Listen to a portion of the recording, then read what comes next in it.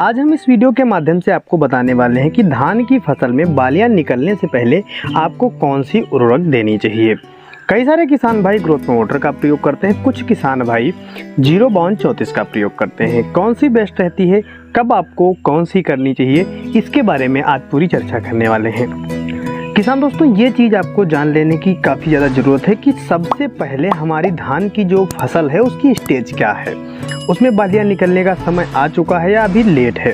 अगर लग रहा है कि गाभे की अवस्था में आ गया है हमारा धान, जो साँठे होते हैं बन चुके हैं, तब आपको बेहिचक 05234 का प्रयोग करना चाहिए। 05234 के प्रयोग से बालियां लंबी होती हैं और दानों का जो सांचा होता है वो काफ़ी ज़्यादा मात्रा में बनता है। जितने ही सांचे, जितने ही दानों का आकार बनेगा, उतने ही दाने हमारे आगे भविष्य में भराव कर पाएंगे और बालियां जितनी लंबी होंगी उतनी ही हम उपज ले पाएंगे। क्योंकि इस स्टेज में हमारी फसल को पोटेशियम और फास्फोरस की काफ़ी अच्छी मात्रा की आवश्यकता होती है। अगर यहाँ पर केवल आप पोटास का प्रयोग करते हैं तो कम लाभ मिलेगा, वहीं साथ में पोटेशियम फास्फोरस दोनों को आप देते हैं और घुलनशील उर्वरक जो है, जो 05234 हमने बताई है, इसका अगर आप स्प्रे करते हैं तो तुरंत ही इमीडिएटली यानी तीसरे चौथे दिन इसका जो कार्य है शुरू हो जाएगा, जिससे हमारी फसल में काफ़ी बेनिफिट देखने को मिलेगा।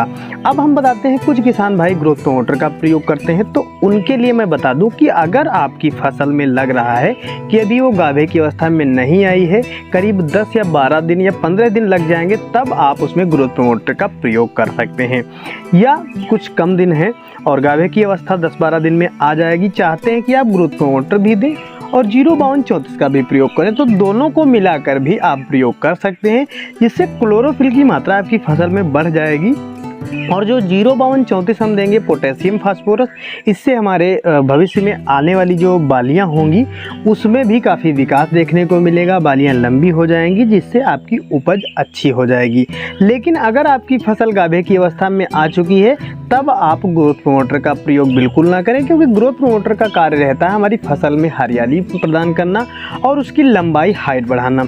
और जब हमारी फसल में गाभे की अवस्था हो चुकी होगी, बालियां निकलने वाली होंगी, उस समय नहीं ज़रूरत होती है कि हमारी फसल की हाइट बढ़े।